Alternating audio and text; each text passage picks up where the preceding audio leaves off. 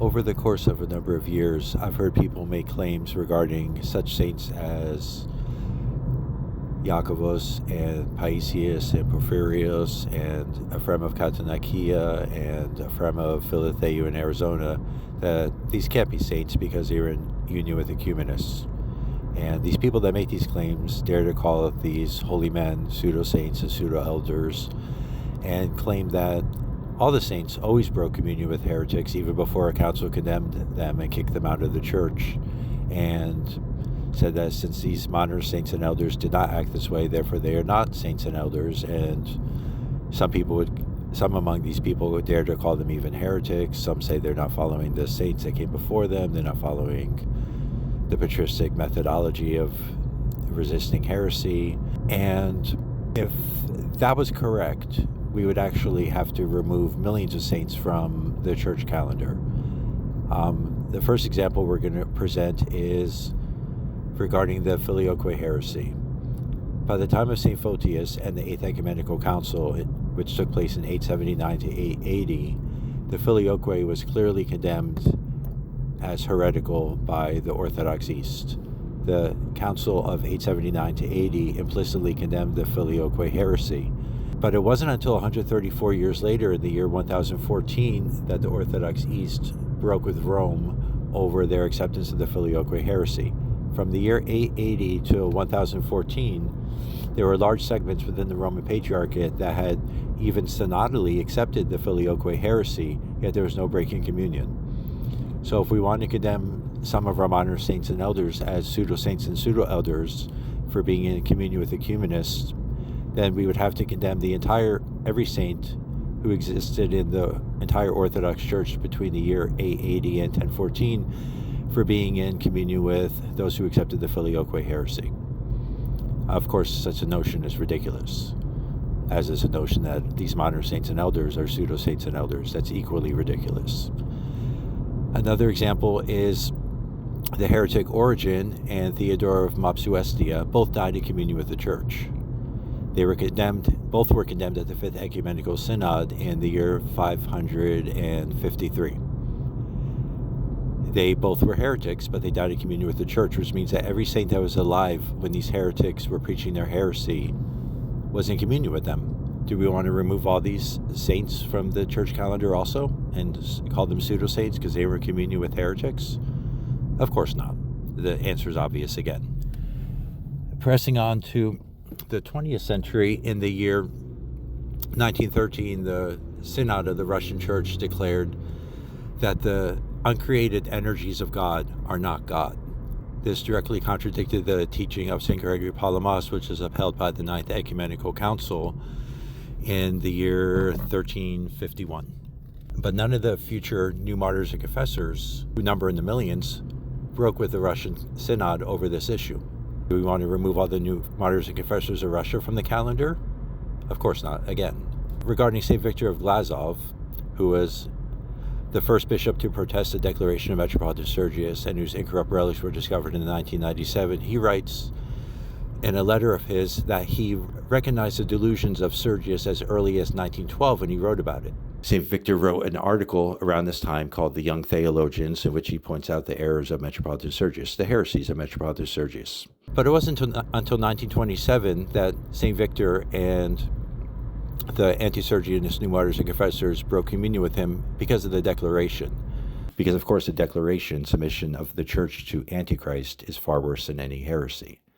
So at least for 15 years, St. Victor and all the new martyrs and confessors were in communion with Sergius, even though he had been preaching heresy during these 15 years.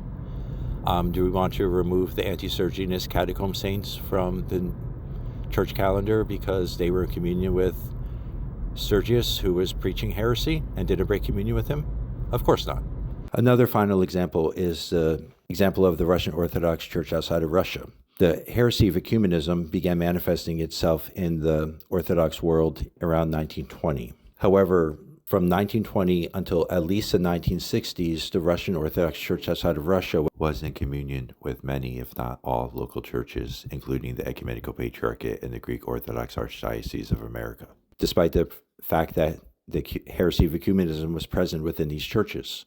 So for at least 4 to 5 decades, the church abroad was in communion with ecumenists. Are we to remove St. John Maximovich from the church calendar? Of course not.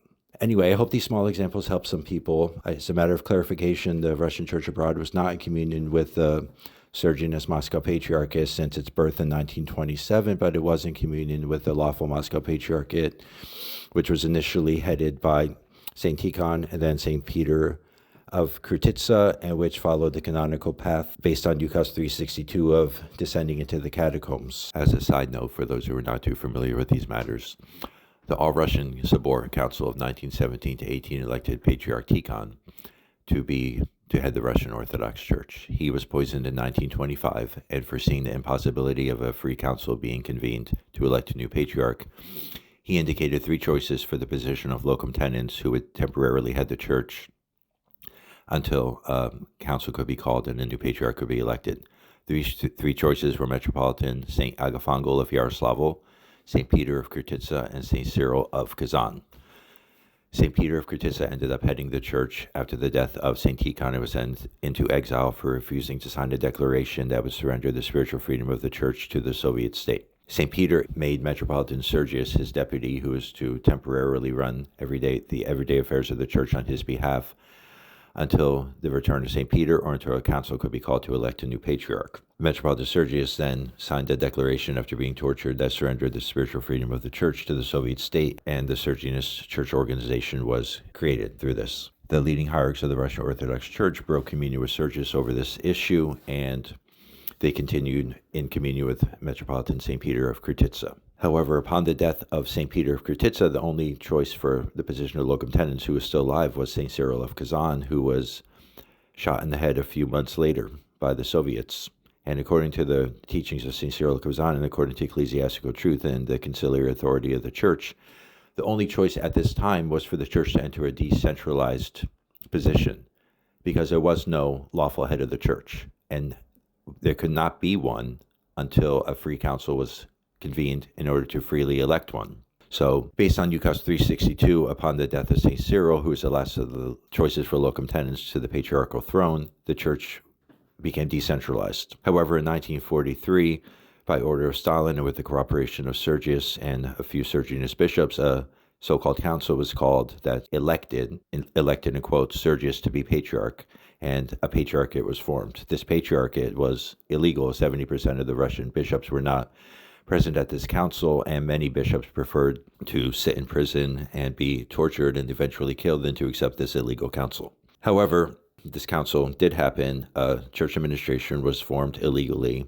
The canonical church remained in a decentralized position according to Ukaz 362, and the Soviet government, with the help of the Sergianists, hunted down any bishops and priests that remained who were faithful to the canonical church, the original lawful Moscow Patriarchate, and had them killed or put in gulags where they eventually died. Thus, the so-called modern-day Moscow Patriarchate was formed, and that's why the church abroad never had communion with this dubious ecclesiastical organization. However, that's a topic for another talk or another time. We've drifted off our main point here. I hope this helps clear things up for some people, and I hope some of our dear brothers and sisters on the right will, in the future, refrain from throwing out accusations of pseudo-Saints and pseudo-Elders. These are very confusing times for a lot of people. A lot of people are trying their best to navigate. Historically, there have been different methodologies used to combat heresy, and it's the humble opinion of myself, and I believe it's a teaching of the saints through their teachings and examples that there are multiple ways to fight heresy, and really no one can say this is the one and only way to fight heresy. I hope this helps some people, and forgive me if I made any errors. I'm just an uneducated layman who's trying my best. Thanks, everyone. As an afterthought and as a matter of clarification, by making this video, I'm certainly not condemning those who have lawfully broken communion with heretics even before a council has condemned them as heretics. St. Maximus Confessor broke communion with entire patriarchates over the Monothele heresy, and he fled to another local church. Even though he wasn't a bishop, he wasn't even a priest.